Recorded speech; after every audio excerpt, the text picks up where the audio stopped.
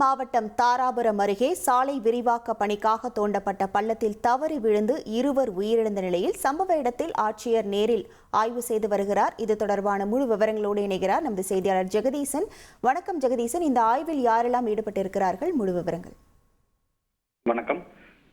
திருப்பூர் மாவட்டம் தாராபுரம் அருகே உள்ள குழாய்பாளையம் மாந்தோப்பு அருகே திருநள்ளாறு கோவிலுக்கு சென்றுவிட்டு நள்ளிரவில் தாராபுரம் வந்தடைந்த கணவன், மனைவி, மகள் 3 பேரும் தாராபுரத்திலிருந்து இருசக்கர வாகனத்தில் தனது சொந்த ஊரான சேர்வகாரன்பாளையம் பகுதிக்கு செல்வதற்காக வந்து கொண்டிருந்த போது காங்கேயம் சாலையில் சாலை விரிவாக்க பணிகளுக்காக தோண்டி வைக்கப்பட்டிருந்த பள்ளத்தில் இருசக்கர வாகனத்திலிருந்து தவறி விழுந்து சம்பவ இடத்திலேயே கணவன், மனைவி 2 பேரும் உயிர்ந்தனர். இச்சம்பவம் தொடர்பாக திருப்பூர் மாவட்ட ஆட்சியர் கிறிஸ்துராஜ் சம்பவ இடத்திற்கு வந்து விபத்திற்கான காரணம் குறித்து ஆய்வு மேற்கொண்டு வருகிறார்.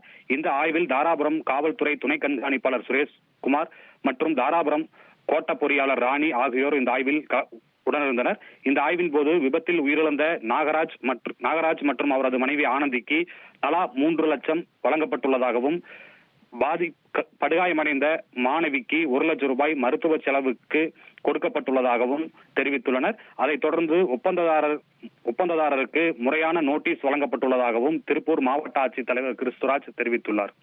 உங்கள் விவரங்களுக்கு நன்றி ஜெகதீசன். செய்திகளை உடனுக்குடன் தெரிந்து கொள்ள உடனே சப்ஸ்கிரைப் பண்ணுங்க.